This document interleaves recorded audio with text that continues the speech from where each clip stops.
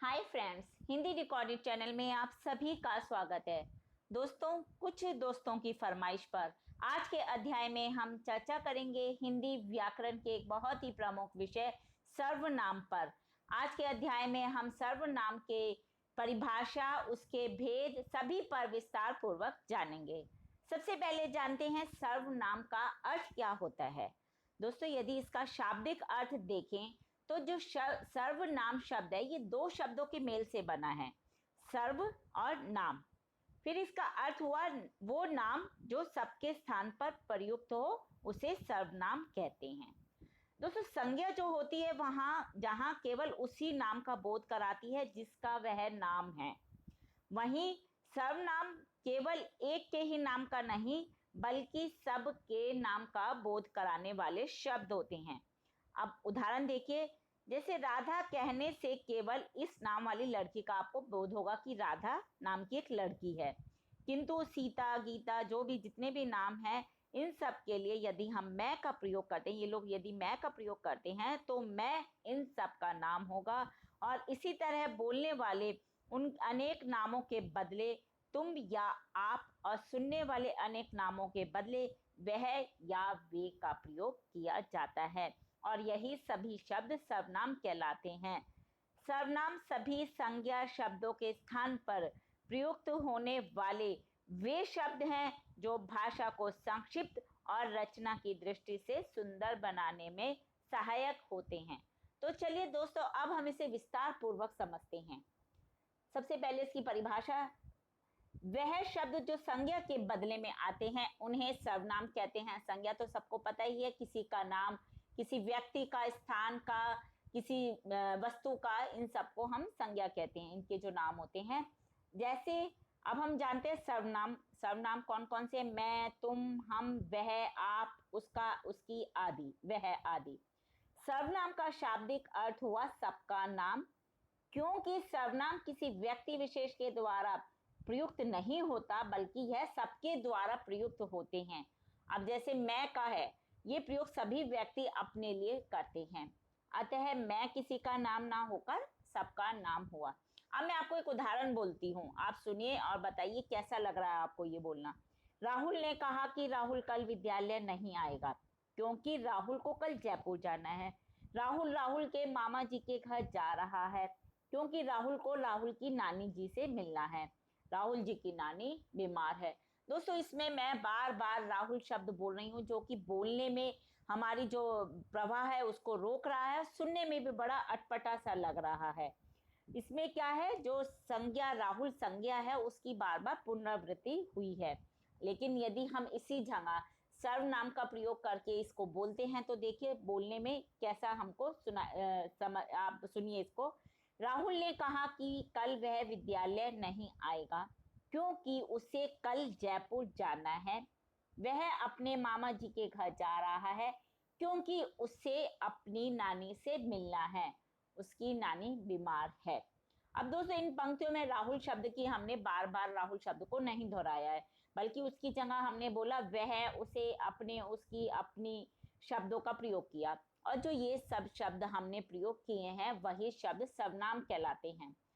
हिंदी में मूलतः 11 सर्वनाम होते हैं। कौन कौन से? मैं, तू, यह, वह, आप, जो, सो, कौन, क्या, कुछ, कोई।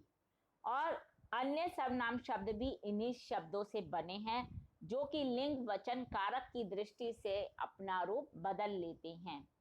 दोस्तों, संज्ञा के समान ही सर्वनाम के भी दो वचन होते हैं। एक वचन में कौन कौन से आते हैं सर्वनाम? जैसे मैं, तू, यह, वह इत्यादि। और बहुवचन में जैसे हम, तुम, ये, वे इत्यादि। और जो सर्वनाम शब्दों का प्रयोग है ये दोनों लिंगों में एक ही प्रकार का रहता है, इसमें कोई परिवर्तन नहीं आता। जैसे वह जाता है, हमने लड़के के लिए भी वह बोला और लड़की के लिए भी बोलेंगे वह जाती है, तो इसमें कोई परिवर्तन नहीं हुआ। चलिए दोस्तों, अब हमने जाना इसकी परिभाषा के विषय में। अब हम जानते हैं सर्वनाम के भेद कितने होते हैं। प्रयोग की दृष्टि से दोस्तों सर्वनाम के 6 भेद होते हैं। पुरुषवाचक सर्वनाम, निश्चयवाचक सर्वनाम, अनिश्चयवाचक सर्वनाम, संबंधवाचक सर्वनाम, प्रश्नवाचक सर्वनाम और निजवाचक सर्वनाम। अब हम इनके बारे में जानते हैं कि इन सब की परिभाषा को अलग से समझते हैं। पुरुषवाचक सर्वनाम, ये कौन से सर्वनाम होते हैं?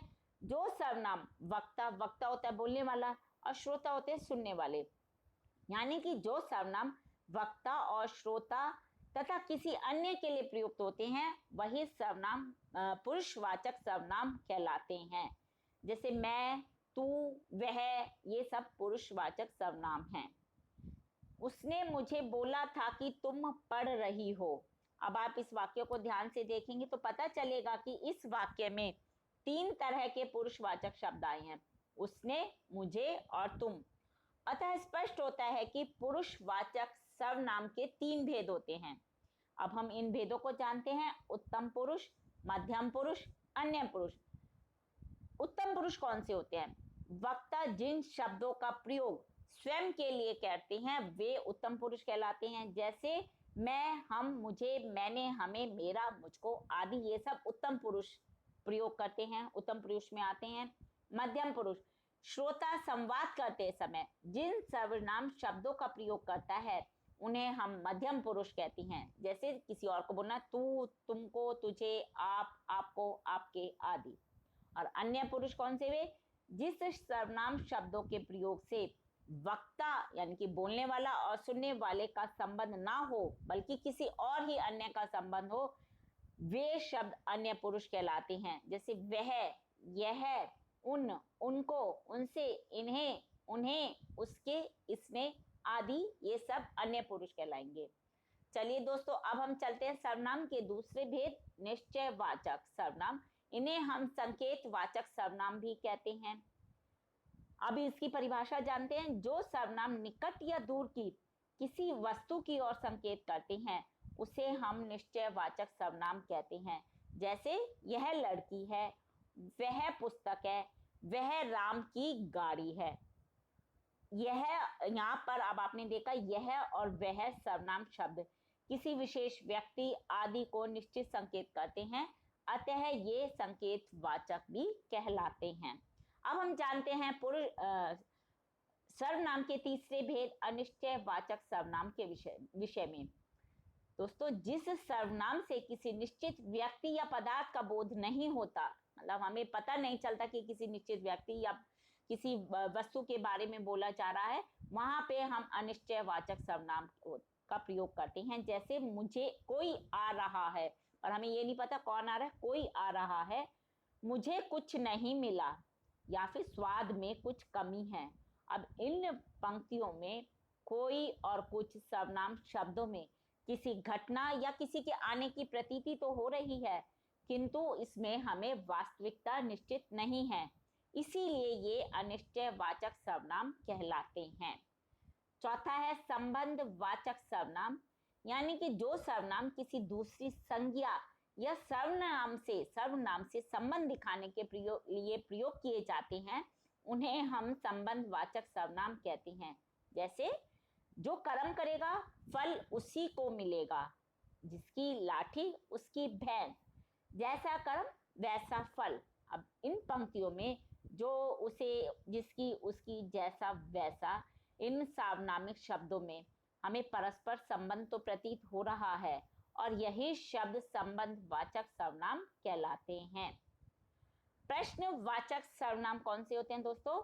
जिस सर्वनाम से हमें किसी प्रश्न का बोध होता है उन्हें प्रश्नवाचक सर्वनाम कहते हैं। जैसे तुम क्या कर रहे हो, यह काम कैसे हुआ, या फिर तुम कौन हो। अब देखिए इन पंक्तियों में कौन, क्या, कैसे शब्द है, इनसे हमें पता चल रहा है कि ये प्रश्नवाचक सर्वनाम है। और दोस्तों, कौन शब्द का प्रयोग जड़ पदार्थों के लिए होता है। निजवाचक सर्वनाम, जो सर्वनाम तीनों पुरुष हो, 3 पुरुष हमने बताए थे आपको, उत्तम पुरुष, मध्यम पुरुष, अन्य पुरुष, इनमें निजत्व का बोध कराते हैं, उन्हें निजवाचक सर्वनाम कहते हैं। अब जैसे मैं उदाहरण बोल रही हूं, मैं खुद लिख लूंगा, तुम अपने आप चले जाना, वह स्वयं गाड़ी चला सकती है। अब दोस्तों, इन पंक्तियों में खुद, अपने आप, स्वयं शब्द निजवाचक सर्वनाम है, क्योंकि इससे पता चल रहा है कि जो ये तीनों पुरुष हैं ये इसे अपने लिए प्रयोग कर रहे हैं, इसीलिए इसमें कहा जाता है कि ये निजत्व का बोध कराते हैं तीनों पुरुषों के।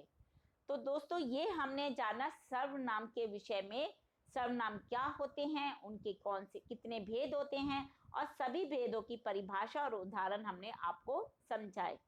दोस्तों आपको जिस विषय में भी, हिंदी के जिस विषय के बारे में भी कुछ पूछना हो, उसे आप मुझे कमेंट बॉक्स में अपना कमेंट करके बता सकते हैं, ताकि मैं उसे आपके लिए अगले अध्याय में, आगे के अध्याय में उस पर हम चर्चा कर सके। और भी हिंदी भाषा के प्रमुख विषयों पर हम आगे समय समय पर चर्चा करते रहेंगे। उसके लिए आपको मेरे इस चैनल को लाइक और सब्सक्राइब करना होगा। धन्यवाद दोस्तों, आपका दिन शुभ हो।